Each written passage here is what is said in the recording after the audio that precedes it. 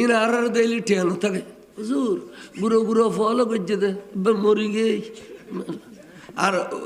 আল্লাহ টিকে বের রাখা হুজুর খামা খাই 8 বছর এলি সালাক গলাই দিম তো কথা চা জোরের পরে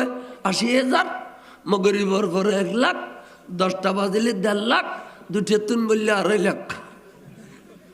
তোর মুলুর কাতারে বুদ্ধি এসব জার্গ কথাই আর ইমাম সাহেব বাংলায় কন্য জানে